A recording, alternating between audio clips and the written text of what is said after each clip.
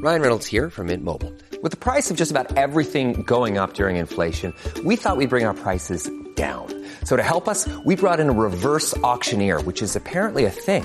Mint Mobile Unlimited Premium Wireless. How to get 30, 30, bit to get 30, bit to get 20, 20, 20, bit to get 20, 20, bit to get 15, 15, 15, 15, just $15 a month? Sold! Give it a try at mintmobile.com/switch. $45 up front for 3 months plus taxes and fees. Promo rate for new customers for limited time. Unlimited more than 40 gigabytes per month. Slows full terms at mintmobile.com.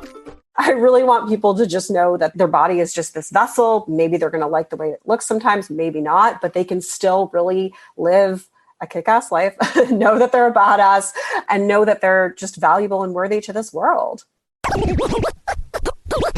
You're listening to Make Some Noise podcast, episode number 387 with guest Summer Innanen.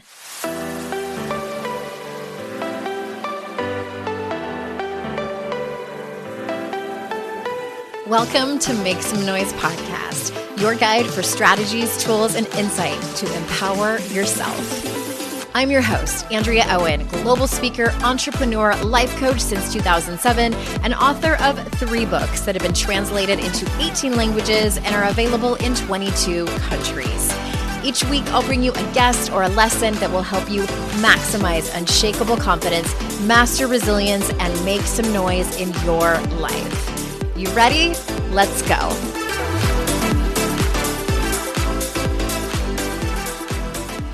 Hey everyone, welcome to another episode of the podcast. I am so glad that you're here. If you are curious at all about what my home office looks like, the place that I record all of these podcast episodes, check out my TikTok. Yes, I'm on TikTok. I love TikTok.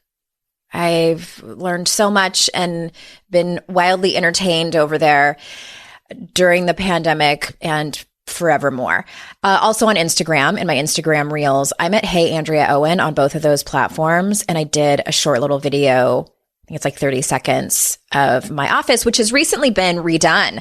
I'd been wanting to do it for a while and finally had a little bit of time on my hands last year, as some of us did. And I did a gallery wall that wasn't going to be like raging feminist gallery wall. That wasn't my initial plan, but alas, I couldn't help myself. You'll see some Golden Girls in there. You'll see a picture of my daughter. I love it. And then wallpaper on the other side. And I just, and I'm very lucky enough to have the resources to be able to do the wallpaper is not cheap. I didn't know. And I was like, I need how many rolls to do this wall? That seems excessive. But I guess if you want it to match up, all of that good stuff. And I love it. I love it. I spend so much time in here. And when that happens, I just feel like your physical environment matters so much. And I have been guilty of not fixing up a room until people are going to come over, or you're going to sell the house, or your parents are coming and you're like, well, shit, I guess we should probably hang some stuff on the walls or, fix that thing that's been broken. I've done that many times. And then you're like, why didn't I do this before? It's so nice. That's sort of how I feel about my home office. It's been a slow process. So if you want to go check that out, go over to my reels on Instagram or my TikTok. Hey, Andrea Owen, I'm over there and you can check it out. Also, if you are feeling like you could, I don't know, you guys know me. Springtime always makes me feel like I'm being reborn. And if that's you, if you feel like you could use some support, you want to make some changes in your life, we have some openings for private coaching. I was on a consult call with a prospective client a couple of weeks ago. And I thought, it might be interesting for me to tell people what happens during those calls. First, you fill out an application. If you go over to AndreaOwen.com, did you hear that? AndreaOwen.com. More on that in a second. AndreaOwen.com/apply. There's an application.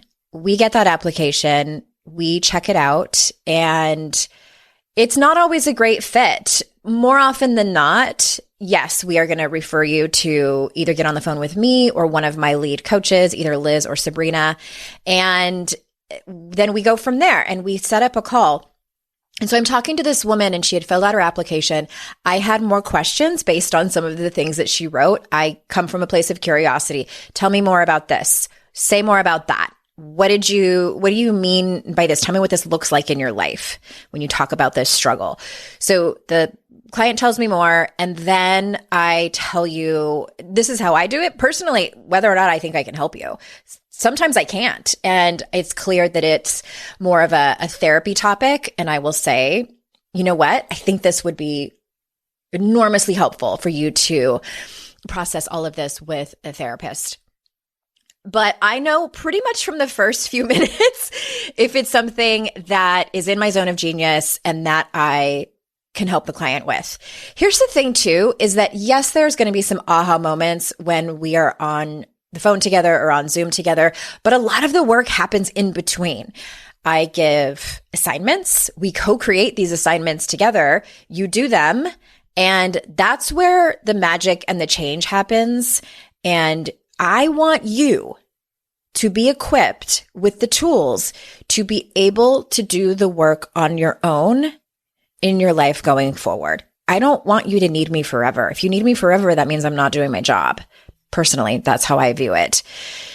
And I do also believe that we can use different coaches and therapists throughout our life because everyone has their specialty. Everyone has a different personality. They are trained differently. P.S. Also hire a coach who's trained. A little side note. And let's see if we can make some magic. AndreaOwen.com/apply. Yes, we are moving everything over from Your Kick-Ass Life to Andrea Owen. I want to emphasize that there is no S on the end of my last name. Anybody out there with a last name that people get it wrong because the other spelling of it is a common last name as well. So my maiden name was Fry, which honestly I feel like I should have just kept, but I didn't. And it was Fry. A lot of people put an E on the end of it, which I didn't really care because it doesn't change the pronunciation of it. It's Fry either way. It's common with an E. It's common without an E. We were a without an E family. But when people say Owens, I'm like, absolutely not. No. And my husband's like, I've been dealing with this my entire life. Anyway, AndreaOwen.com/apply if you want to apply for one-on-one coaching. Speaking of interesting last names, our guest today is Summer Innanen. And we had such an amazing conversation about diet culture, which is something I love to talk about. I succumbed to diet culture for decades, probably 3.5 decades, and am unlearning all of the internalized things that never served me. And maybe you can relate. We also talk about body image, a little bit of intersectional feminism in there as well. So for those of you that don't know her, let me give you a quick introduction. Summer Innanen is a professionally trained coach specializing in body image, self-worth, and confidence. She helps people all over the world to stop living behind the numbers on their scales through her private and group coaching at summerinnanen.com. She is the best-selling author of Body Image Remix and creator of You On Fire, the online group coaching program dedicated to helping people get free from body shame and live life on their own terms.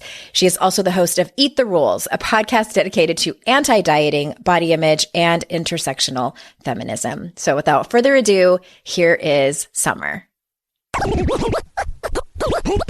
Summer, welcome to the show. Hi, Andrea. Thank you so much for having me. I am so excited to have this conversation. As I was telling you before we started recording, I have such a passion for this topic, but many times don't feel researched enough and well versed in all of the things. And I think that things are changing quickly in terms of what our culture is understanding and becoming aware of around diet culture and body image and body positivity, et cetera, et cetera, et cetera. So I'm super excited to have you on. I want to jump kind of, not so much in the deep end yet, but can you give a brief description for people that may be new to the term of what diet culture is? Mm-hmm. Yeah, I'm going to kind of like paraphrase something that Virgie Tovar, who wrote the book, The Right to Remain Fat. She's an incredible fat activist.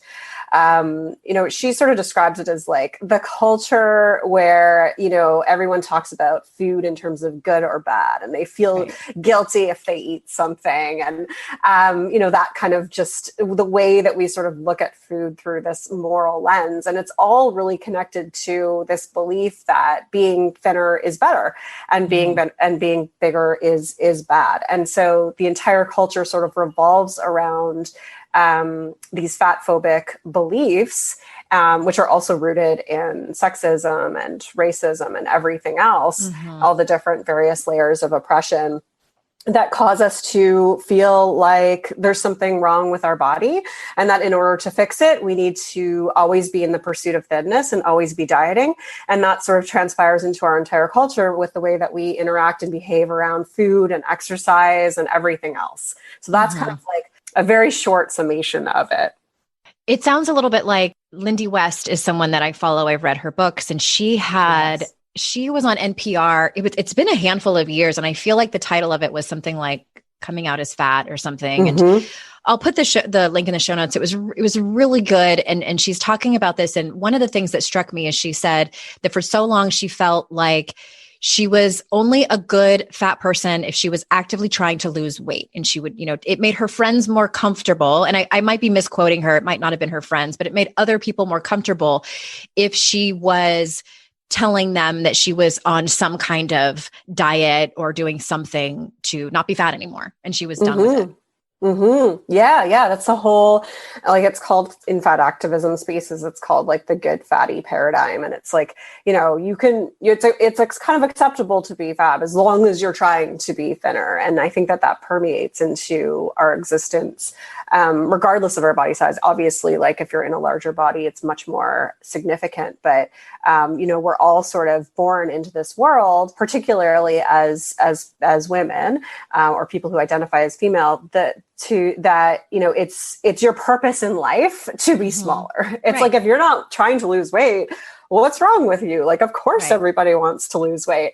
And it's such a damaging paradigm, and it's such a damaging belief system that we inherit that makes us constantly feel like our body is never good enough, and that we're inherently never good enough.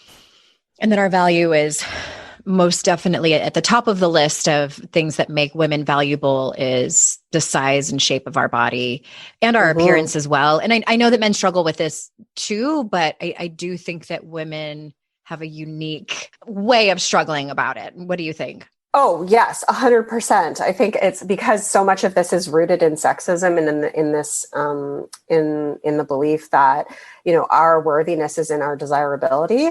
And so that really comes from, like, that's in our DNA. Our survival as women depended on us being likable, and that equates to being desirable. Like, our survival literally depended on that before we had any kind of independence.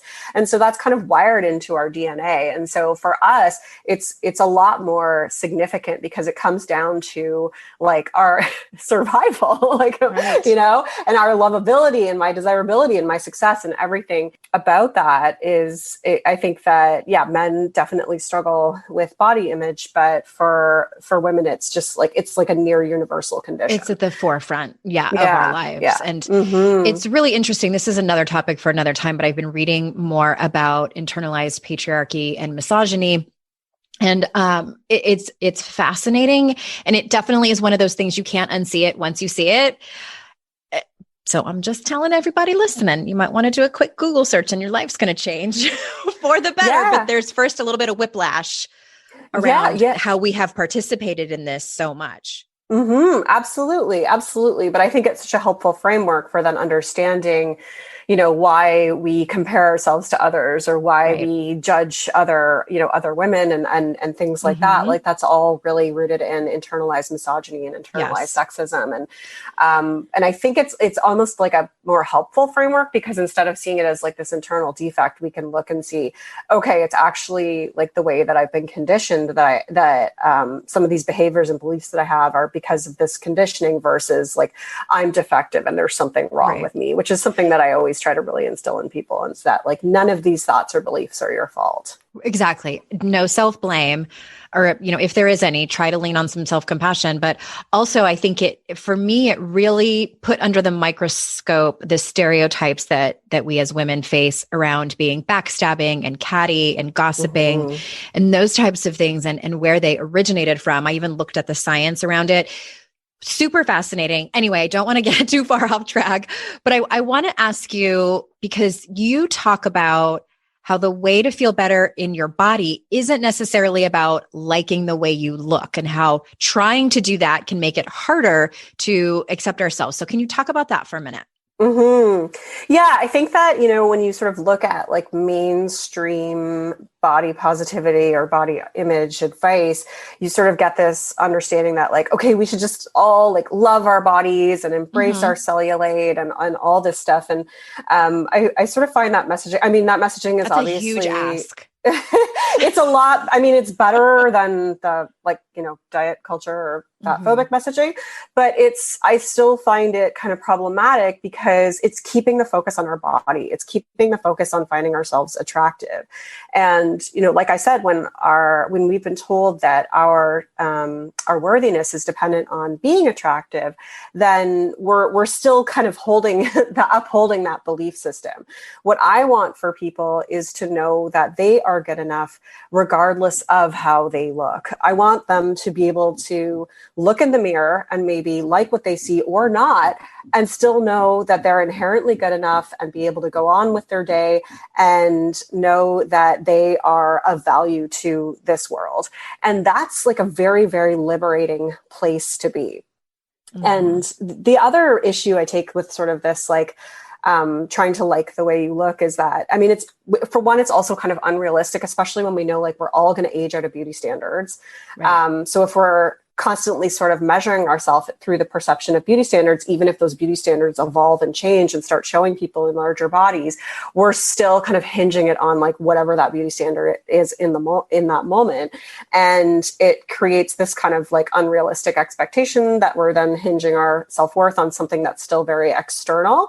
And I want us to really know that our worthiness doesn't come from any of these external things. It comes from who we are and knowing that who we are is valuable and worthy. And the other problem I see is just that I have people who come to me and they feel bad for feeling bad about their body. They're like, I know I shouldn't love my body, or I know I shouldn't care how my stomach looks. And I'm like, no, like you don't feel bad for feeling bad. Don't beat yourself up for beating yourself up. I call that the ultimate ass kicker, beating yourself up for beating yourself up. Yep. I see that a lot. Yes. And it's putting this other expectation on ourselves that is piling onto this already huge mountain of expectations that we have on ourselves. And so I like people to just kind of drop that expectation at the door. I don't want people thinking they need to like the way they look, or that they're going to think that they're hot. Like, that's not the work I do with people.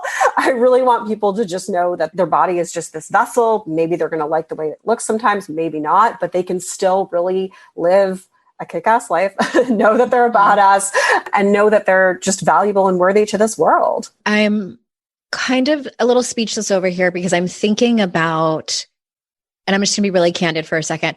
I'm thinking about what I make up this being for many a lifelong process to unlearn and undo what we have, how we've been conditioned to behave with dieting, what we've been conditioned to think, and how we've been conditioned to feel. Mm-hmm.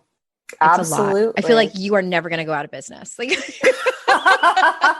well, it would be great if I did, because it would mean everybody feels a strange way. I have some clients that are like approaching 70. I have some that are very young. Yeah.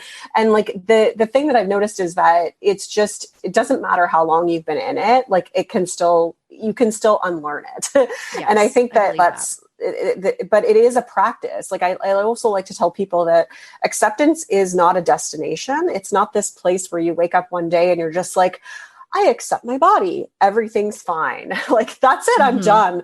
It's really this ongoing practice of always kind of meeting yourself where you're at, accepting that there's parts of you that you don't like, parts of you that you do like, welcoming those parts in that you don't like, healing those parts that are showing up that are creating issues. Like, it's an ongoing practice. It's like, how are you going to show up and accept yourself today versus this destination that we get to? And so it can be kind of like it's like a lifelong way of living. That's about being there for you and treating yourself with kindness, compassion, and trust and respect.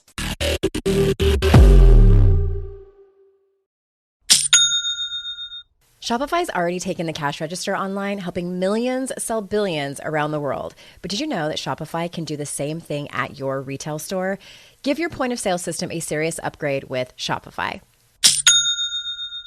With Shopify, you get a powerhouse selling partner that effortlessly unites your in-person and online sales into one source of truth. Track every sale across your business in one place and know exactly what's in stock. Connect with customers inline and online. Shopify helps you drive store traffic with plug-and-play tools built for marketing campaigns from TikTok to Instagram and beyond. Get hardware that fits your business. Take payments by smartphone, transform your tablet into a point of sale system, or use Shopify's POS Go mobile device for a battle-tested solution. Sign up for a $1 per month trial period at shopify.com/noise, all lowercase. Go to shopify.com/noise to take your retail business to the next level today. Shopify.com/noise. It's hard to find a great mentor who can help me level up. My dream mentor, Shonda Rhimes. So I was really excited when I heard she has a class on Masterclass. With Masterclass, you can learn from the best to become your best. Masterclass is the only streaming platform where you can learn and grow with over 200 plus of the world's best. For just $10 a month, an annual membership with Masterclass gets you unlimited access to every instructor. And you can access Masterclass on your phone, computer, smart TV, or even in audio mode. I'm always looking for ways to be a better writer, so I took Shonda Rhimes' screenwriting class. It helped me gain concrete technical advice, including structuring, the writing process, and with shows under her belt like Grey's Anatomy and Bridgerton, it was so helpful. Plus, every new membership comes with a 30-day money-back guarantee. Don't wait another moment to start your learning journey with Masterclass. Right now, our listeners get an additional 15% off any annual membership at masterclass.com/Andrea. That's 15% off at masterclass.com/Andrea. Masterclass.com/Andrea.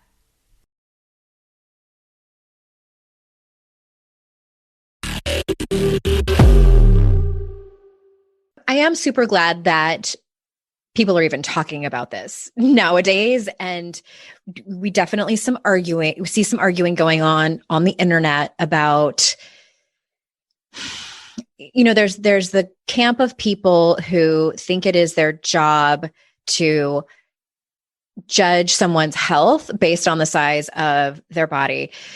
So I have an interesting background. I don't know if you know this is about me, but I'll be brief. I went to college for exercise physiology. This was around 2005 to 2007-ish. I took a long time to graduate because my life fell apart.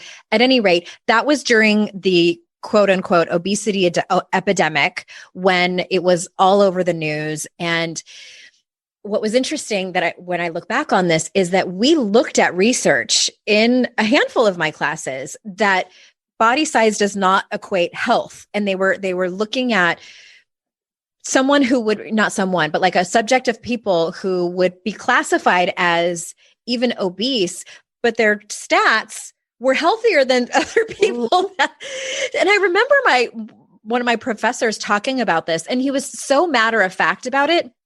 But we quickly switched over to it. It's almost as if that topic kind of got swept under the rug a little bit. And then we went back to talking about how exercise is weight loss, that's kind of the ultimate thing. And I'm not articulating this very well. And I think part of it is because it's traumatizing to be educated in this particular topic that is so weighted for women and a lot of people, and then walk away from it. And I walked away from the fitness industry because I felt like it was toxic. And it's complicated, I think is what I'm trying to say. And it's complicated not just for people who went to college for anything around weight or food or fitness or any of that. Switching gears a little bit, I wanted to give a personal anecdote of something that's currently happening. And I'm sure you've seen it if you're on social media, how, skinny jeans are out and the flared jeans are coming back in. And there's this whole argument about bringing back low-waisted jeans. And I about died because I was like, absolutely not. No, no, no. So I was in my mid-20s when those were popular, but I feel validated that there's so many women talking about how that created those jeans, that style of jeans created such disordered eating for them or just anyway, I feel like I'm not being articulate at all. And it's probably because I'm like, ugh. Yes. Well, yes. The height of my own disordered eating was when those jeans were most popular. Oh gosh. It's not good memories. Yeah. But I mean, just like besides the point, it's like, are there like, where are the Gen Z men telling the millennial men what they should be wearing? Like, I just think the whole thing is like such bullshit. Well, those jeans were made for like one body type. When Paris Hilton was, and Nicole Richie and Britney Spears were like 17, and they are the worst. I will never wear them again. And I'm mostly upset because my daughter's 11, and I'm like, absolutely not, no. And besides, like your butt crack shows, it's just kind of, it's not that cute. And sometimes like pubic hair, they're so I mean, it's just wear what you want to wear. Like, right. wear what you want to wear. Wear what's comfortable. High-waisted is so much more comfortable. I mean, I would agree with that, but I'm all about the mom jean. Like slow-waisted, but we have very different body types. But I just, I do want to circle back to something because you're talking about weight science. And I think it's really important for people to know the truth about weight science. Like you mentioned kind of reading all these studies that suggested that you could be in a higher BMI, which the BMI is kind of arbitrary and based on, oh my God, like that's a whole other conversation. Make it go away. But like for people who want to learn more, like there's a couple of really good books like Body Respect by Lindo Bacon, as well as Anti-Diet by Christy Harrison. Like those books really go into the nuts and bolts of all of that research, what it really says. And so I always encourage people who are still really struggling with that, like, can you be healthier in a larger body? Like all that's to if they're struggling with that belief system to read the research, because it's so important, and to read it by people who can put it in layman's terms for you, because you can get lost in the weeds. But it's just, I think that's like, I didn't want to just leave that hanging there because you did bring it up. And I think that that's so important, because we think that our like one of the aspects of our worthiness is also health, right? Like in our culture, it's like, oh, well, you should be healthy as long as they're healthy. And it's like, your health is your business. It's not entirely within your control, but it's also up to, like, that's your autonomy, that's your bodily autonomy. It's your decision. It's no one else's business. And as a culture, like, we need to stop,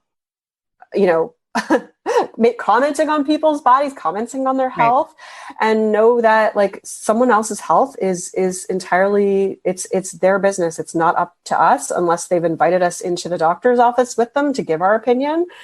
We need to just take the back seat there, because the whole like kind of concern trolling thing, and I'm putting that in quotation marks, is so harmful for people. It's not helpful in any way. It just makes them feel more ashamed. And the impact of weight stigma is greater on someone's health, like it's a greater detriment to someone's health than being in a larger body. And that's really important to understand.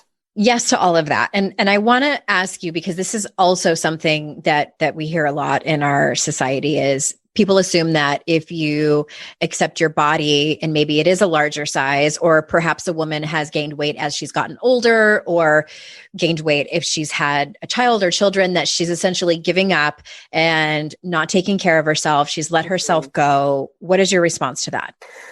Well, other than like just sheer rage. Other than punching them in the face. Yeah. I have so many responses to this, but I think it's like, we really have to look at like, what are, if you stop dieting, what are you really giving up on? You're giving up on, a culture that, that values certain bodies over others. You're giving up on deprivation. You're giving up on, decreased mental health, chronic stress, like limited social interactions. Like, what you're really giving up on, what you're really letting go of, is all of these things that are extremely harmful to both your physical and mental health. And the other thing that when we talk about, acceptance is really the practice of treating yourself with kindness, compassion, and respect. Like, that's literally the opposite of giving up. When people kind of challenge or they have hesitations towards accepting their body, they're like, well, like, I'm afraid I won't look after myself. And I'm like, I'm teaching you how to treat yourself with kindness, care, and compassion. It's literally the opposite of giving up. And so I think that's just like a really important reframe for people to keep in mind.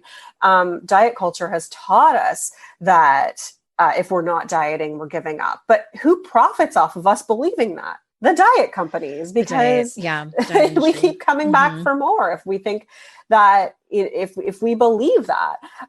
Whereas, like, if we can really break free of that, we'll see that what we're truly giving up on is this really, really harmful system. And when it comes to taking care of yourself, I mean, that is such an individual thing. I mean, sometimes taking care of myself looks like sitting on the couch and eating Oreos. Sometimes taking care of myself looks like going on a walk or going to the gym. Like, it's just, it taking care of yourself, we have to look at it beyond just putting food in your mouth and exercising. We have to look at it as our emotional, our mental, and our physical well-being, knowing that sometimes we're prioritizing one of those over another. And that's a really kind way to look after yourself. And so I really try to help people understand and form like a new definition of what taking care of yourself means to you.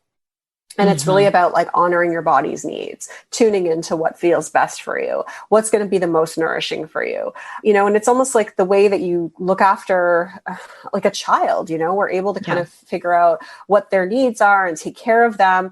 And no one is like making their kid exercise all the time and or at least I hope not, and depriving them of food and stuff. We have to kind of like reparent ourselves when we're taking care of ourselves and really give ourselves the same kind of kindness and grace and compassion that we would give to somebody that we love. And so I hope that helps people like see it differently and know that you can be healthy emotionally, physically, and mentally by just looking after yourself in a way that feels best for you and having it completely detached from whether something is going to make you gain or lose weight, and just tuning into what your body actually needs. And that's really what I want people to be doing. I love that reframe. And I also love Oreos. So I will sit on the couch with you, Summer, and we can eat Oreos together, watch Netflix.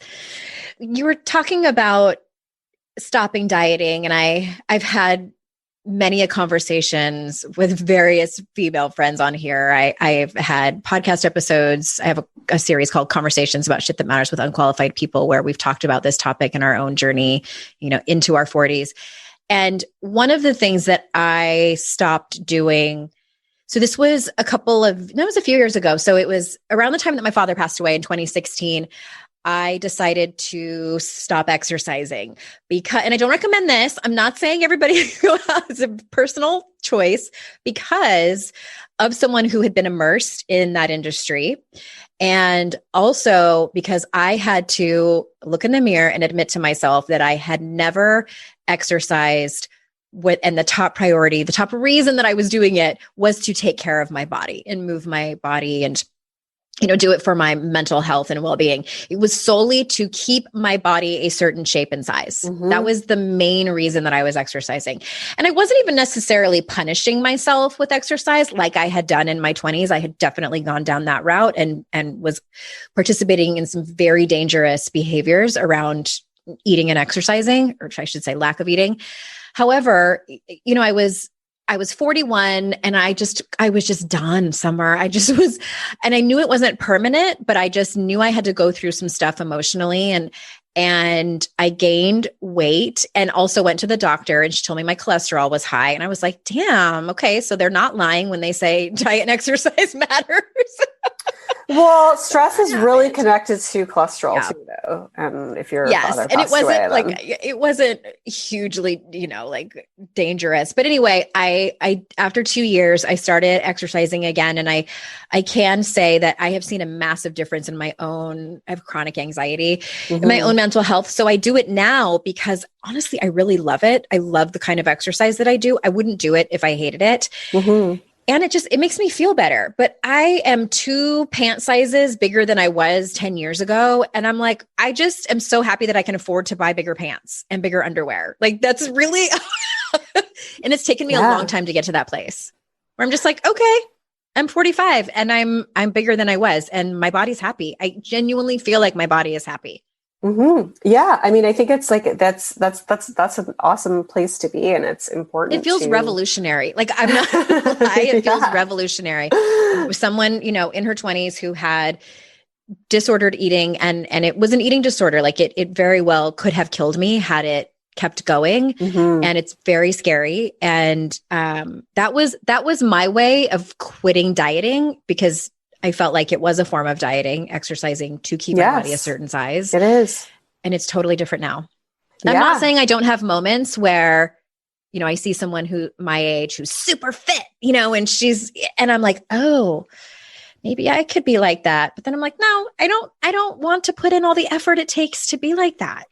Yeah. I love Oreos. Like, well, yeah. I mean, I think it's like, that's the thing is that when you're engaging in all that stuff, you have to look at the time, energy, and money that it takes away from you. Like diet culture literally steals our time, energy, and money. And so much energy. Yeah. And that's the biggest thing. Like when I work with people is when we start to kind of close out our time together, when they finish a program with me, they're like, I just have so much more mental space. Like, I just feel so much more calm. And I'm like, that's amazing. Like, that's what we want, because it's this constant chatter that we're sort of experiencing. And like, especially as women, like our purpose in this world is so much bigger. Like we have so much more potential if we're not wasting our time and energy, like hating our body and dieting. And I'm not saying, again, that's not your fault. It's not a personal defect at all, but we can reject it. And like, what's possible is reclaiming that. And then you can go on to do like really amazing things. Whether that, like I've had some clients that one went on to like volunteer at a rape crisis center. I had another one who went on to become a foster parent, like just all these like really amazing things that, we can do when we have that mental space back. Or maybe it just means being more present with your kids. Like that's also very important, but it's just, like it's such a waste. And when it comes to healing your relationship with exercise, like that, I was an exercise addict. That was like my main coping mechanism, was over exercising. And I had to as well take like a very big hiatus from the stuff that I was doing to completely detach that from like the pursuit of thinness, to come back and really be able to just take my ego out of it and listen to my body and do what I really liked and what felt good for me. And it's such a better place to be, isn't it? Like to just be able to move your body because it feels good. And that's why I said that it felt revolutionary. And I'm not being dramatic when I say that. It felt like a completely different mindset. Even to say mindset doesn't feel like it does it justice. How different. I almost feel like I got a part of my brain removed that was obsessed with the size of my pants and all the things that are related to that.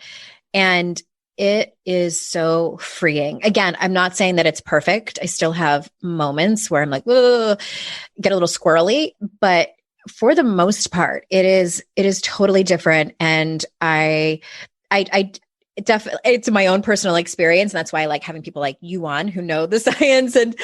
But I do think it is such a unique journey for every woman, and women listening are probably on all different parts of the spectrum, just starting to understand what diet culture is and their eyes opening up to that.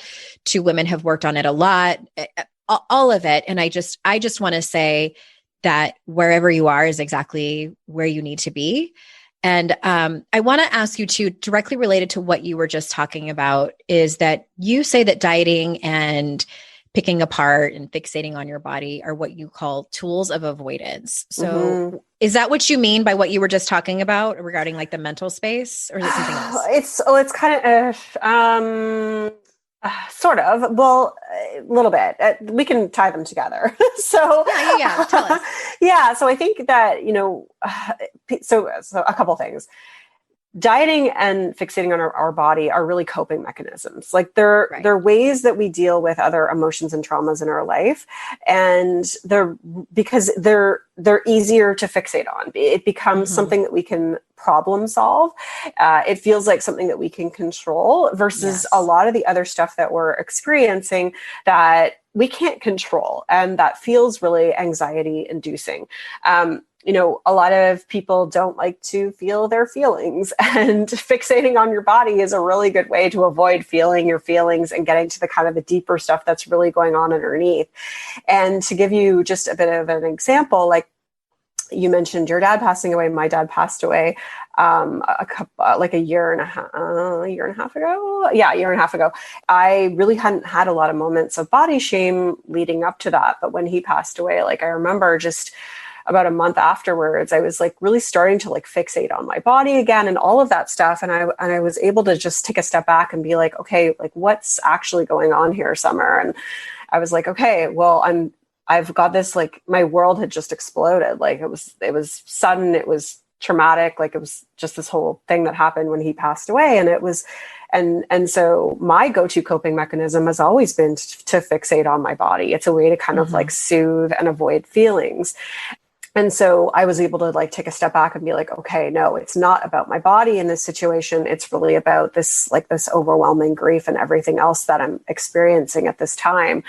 But on like even on a smaller scale, I noticed this with people, even if just they're having like a conflict with their partner or anxieties about work, or the pandemic has brought this up big time for people. They've been fixating on their body more or having these urges to diet because it gives them the sense of control. Something to do. Yeah, it's like we medicate ourselves with dieting to kind of try and soothe and fix our feelings, which is another reason why it's so hard to break free of dieting, because it is so addictive. It is this thing that like keeps us coming back because it gives us this like dopamine hit. It gives us this sense of control. And so it's really hard to let go of that, because we're sort of left with like sometimes a lot of these more difficult feelings underneath that we've been really trying to avoid, like maybe loneliness or rejection or hurt or anxiety. And so that's something that I always encourage people to look at, is that if you are having a moment where you're experiencing body shame, to really look at like, what else am I actually experiencing right now? What emotions are going on in my life with myself? And try to really identify those, because a lot of times like it's not about your body. It's about this other stuff that we're experiencing. And so I guess to tie it back to the point of like freeing up mental space, I mean, sometimes it just frees up mental space to be able to look at like what's really going on underneath and to really feel the feelings that are happening underneath. And instead of like avoiding those and pushing them down and trying to diet our way through them, to be able to sit with them and acknowledge them and move through them. Yeah.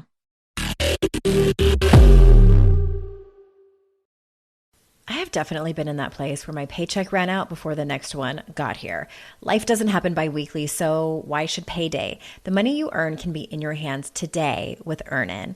Earnin is an app that gives you access to your pay as you work, up to $100 per day or up to $750 per pay period. Just download the Earnin app and verify your paycheck. Then access up to $100 a day as you work and leave an optional tip.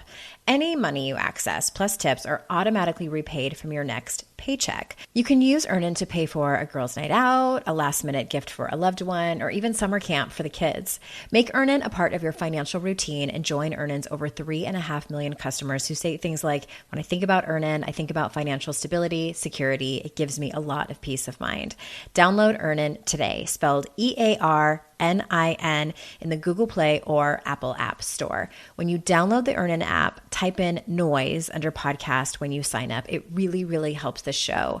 Noise under podcast. Subject to your available earnings, location, daily max, and pay period max. See earnin.com/TOS for details.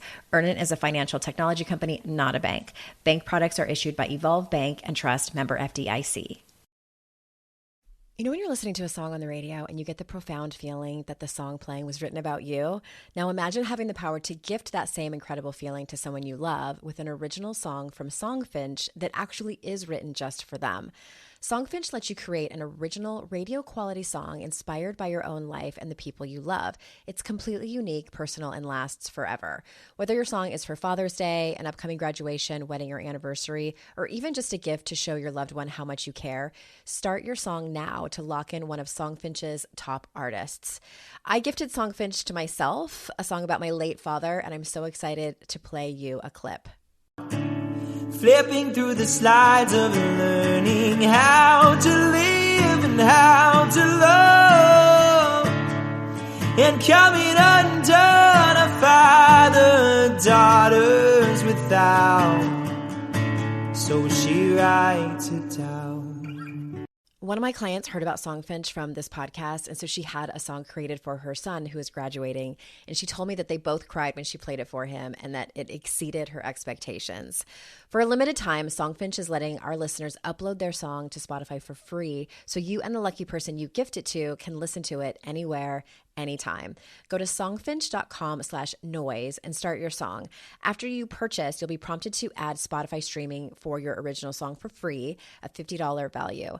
Again, my URL is songfinch.com/noise. Don't forget to share your song with us too. songfinch.com/noise.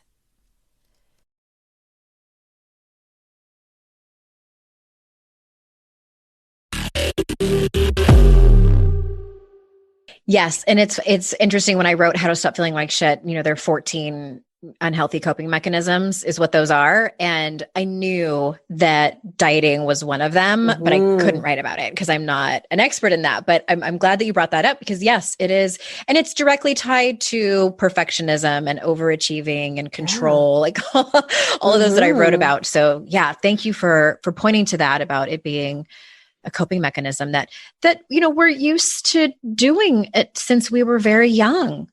Yes. A lot of practice. Yeah, totally. And we've seen our mothers do it many times, not always, but many times. I mean, everyone I work with has other mothers too. Yes. But I think, it's like one of those things that people talk about, like emotional eating. And I'm like, can we just talk about emotional dieting instead? Because that's the bigger problem. And that's what leads to people thinking they're emotionally eating, but really they're usually just like having kind of like responsive eating to restriction. But that's another story. But anyways, I just think it's like one of those under-recognized things that because again, it's just so accepted in our society to be dieting, but really it is such a, like, it's like emotional dieting. That's what it is. I'm guessing, I don't want to assume that you do possibly get clients who they're overweight and it is affecting their health. Maybe it's like putting pressure on their joints or something is actually going on that their doctor that they trust has said like, yeah, you should probably consider losing, 20, 25 pounds. A, my first part of that question is, does that ever happen? And then B, how do you work with someone with creating a balance to be able to do that without fixating on it and kind of working with really the whole culture of fat phobia? I know that was a huge question. Yeah, no, it's really good. I think it's like, and it's a common concern that people have because we've learned, I'm not saying this is true, but we've learned that there's a lot of like health complications with being in a larger body, which is a lot of that has been like, again, if you read about weight science, it's not necessarily true, but, first of all, I don't use the word overweight. I use the word like larger bodied or if someone self-identifies as fat, because overweight is based on the BMI, which we know is arbitrary and like just complete bullshit.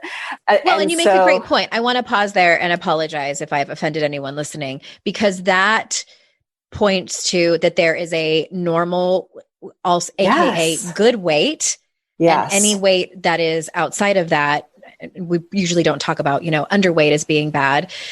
from a, society, the way it looks standpoint. But yes, point taken. And thank you for pointing that out. Yeah, no. It's totally fine. I think it's really common, right? But it is in essence, like kind of stigmatizing language, because it's really referring to like the body as being diseased. And that's like how that's so stigmatizing. And so that's, I just wanted to mention that for people, and because even to just take that out of your own language repertoire can be really powerful in starting to rewire beliefs that you have. But, when someone's doctor tells them that they need to lose weight to manage a certain condition, like there's a few different ways to go about it. First of all, if you look at all of the research, there is not one diet that works in the long term for the majority of individuals. So 88% of individuals are going to gain the weight back plus more, and a lot of them plus more.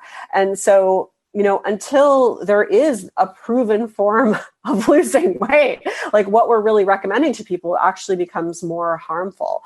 And so what I recommend people do instead is try to find a doctor that is going to be more aligned with the health at every size approach, which is an approach to health that looks at focusing on health behaviors versus weight loss as the outcome. And so, you can still make changes to your diet and make changes to what you're eating, or make changes to how you are treating, like what you're doing to your body, whether that's sleep or movement or stress. But taking the outcome of weight out of the equation and looking at managing health through that lens and that perspective. And there's a lot of amazing registered dietitians that work with people in that. So I'm always recommending that to people if they do want someone to give them like a specific recommendations on how to manage a health condition without it being tied to weight loss, because in the long term, that's usually more detrimental to someone's well-being and someone's health. And the other thing that, you can say to your doctor is like, what would you recommend to a thin person? Because there is not one health condition that only people in larger bodies get, that people in thin bodies get all the same conditions. And so doctors aren't recommending weight loss to them. There's ways to manage these conditions without it being about weight. I think it requires a bit of education on an individual's part. It requires a bit of it's hard, right? Because you kind of have to advocate for yourself, which is really, really hard for people, especially if you experience discrimination and stigma. But there's a lot more resources available online now to point you to practitioners who can help you and are going to treat you with the respect and dignity that you deserve. And I think that's really critical to understand. Did you feel like that answered it? Yeah, I have. Yes, it did. And I have this really strange feeling that this episode is going to piss some people off. I don't know why. Well, not based on anything. They should come listen to my podcast. So I'll really fan their flames. Fuck them up. No, I feel like maybe just irritate some people, and for whatever reason. But I think the last question I want to ask you that you can speak to is, what is the biggest argument or pushback that you get from people when they might be newer to this conversation? I think that like people feel like I'm attacking them for wanting to lose weight, and like that's not what I'm doing at all. Like I do not want anyone to feel ashamed. People get pretty defensive for wanting to lose weight, or they feel bad, and I think that like all that I'm talking about here is treating all bodies with dignity and respect, and I really hope that ultimately people can get on board with that. Like, do you want all bodies to be treated with dignity and respect? Then we have to, look at treating people in all body sizes the same way and giving them that same treatment. And so I think that, any kind of pushback is generally just like, it's challenging these, this kind of conditional bias that we have, and really shaking this belief system that we've maybe invested a lot of time and energy in within ourselves. And that's really hard for people. I'm not telling people to go out and be unhealthy. I'm telling you the exact opposite. I'm telling you again to go and care for yourself in a way that feels good for you, in a way that is really about honoring your body and who you are, instead instead of punishing who you are and coming at it from a punitive perspective. And so, yeah, but just circling back to like, I would never want anyone to feel ashamed for wanting to lose weight. That's an innocent response to living in a culture that demonizes larger bodies and praises thinner bodies. You know, I think that it's totally natural to want that. It's totally normal to participate in that. But I also think that, you know, if it's taking time and energy from you, if you feel like your self-worth is really conditional on maintaining a certain body size or being in a smaller body, then there's another way forward that can give you a lot more freedom and liberation. And so I hope that it doesn't piss people off. I hope it actually just opens their mind and that they're on board with this notion of like, let's be respectful to all bodies, especially in this day and age. And not to anything that you said. I do feel like I talked about myself a little bit too much, which I try not to center myself and make it about me. I have, I think, so much personal experience in this that still feels a little bit that it rises to the surface when we talk about it. Yeah. And I lied. I have one more question. Yeah. Because I know that part of your work revolves around intersectional feminism, and that's important to you. So I'm curious, in your words, how would you describe how diet culture is directly related to both patriarchy and white supremacy? Ooh, okay. That's a big question. I know, right? And the floor is yours, Summer. Now we're really going to piss some people off. Oh my gosh. Well, it's my show. I can ask what I want. And here's the thing, like, okay, so I come from a place of privilege, so I'm probably not even the best person to be answering this. So I'm going to refer to a few people and a few resources for people to read more. I know you've had Sonia Renee Taylor on your show. She is probably, I love her. Yes. Like my number one, the book, The Body Is Not an Apology. Like I would go there. So yeah. Her Hey Y'all videos on Instagram are so good. I repost them to my stories all the time. Yeah. Like, so that's, I mean, I'm referring people to her work all the time because she is an activist and she is Black and she's in a larger body. And it's just, I think that's who we need to be listening to and centering in discussions, especially as it relates to the intersections of these things. But you know, like the thinness and beauty ideals are really rooted in like Eurocentric beauty standards. So it's the beauty standards are really white, thin, young, you know, and so yeah. And so it's racist, like, you know, point blank. And there's a really, afford to be that way. 100%. And there's a really good book called Fearing the Black Body by Sabrina Strings, which really goes into the depth of where beauty standards came from and how they were rooted in white supremacy. It's a very detailed book. So again, like that's another resource for individuals to look into if they want to see more. But I think that from like a very kind of basic and surface level, just look at who's represented in the media and what bodies are really valued and which ones are kind of framed up as the ideal. And if the vast majority is, again, like, you know, thin, white, cis, young, and so that's all, that's not what everybody looks like, right? And so, and again, it's coming down to this idea that like, in order for you to be worthy, you have to be desirable, you have to be attractive to the male gaze. And so I always like to say to people, I'll leave this quotable for you, but it's like, your purpose in life is not to give somebody a boner. You know, and so I can't wait to tell my daughter that. Yeah, not yet. She's only 11, but it's true, right? But that's where like the connection with the patriarchy comes, and it's because it really steals our time, energy, and money. Like when we're fixating on our bodies and trying to look a certain way, we're not participating in the culture. We're not actively like trying to giving our opinions and exactly. We're told to be small and just be pretty and like everything else, it doesn't matter. And so it's all very much connected, and that's like a very brief way of saying it. But I would really look to people who are the ones in the marginalized bodies talking about this stuff to really understand it further because they have the lived experience. We'll drop those links in the show notes, and I appreciate you referring to them. And I have so loved this conversation. Thank you so much. And thank you for letting me talk about myself so much. Sorry, listeners. Thank you so much for having me. It was great. Well, tell everyone where to go to find out more about you and what you offer. Sure. So the best place to find me is if you go to thebodyimagecoach.com. That will take you to my website, which is summerinnanen.com. So in case you can't spell it, just go to thebodyimagecoach.com. I have a podcast called Eat the Rules. And on my website, there's a free 10-day body confidence makeover that will kind of set you on this path if you're interested in learning more. I love the name of your podcast, Eat the Rules. That is so incredibly perfect. And thank you so much for being here. Listeners, thank you so much for listening. And you know how grateful I am for your time. And remember, it's our life's journey to make ourselves better humans and our life's responsibility to make the world a better place. Bye, everyone.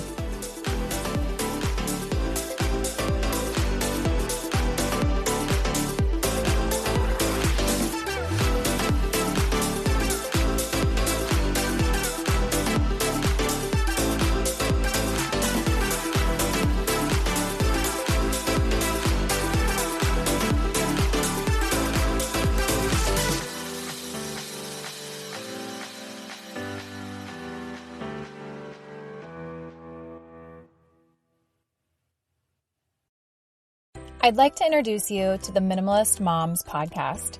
It's hard enough being a mom, and the last thing you need is stress from too much stuff and an overcrowded schedule. For too long, I lived with the mindset that bigger was better, and the more I added to my life, instead of feeling better, I felt overwhelmed.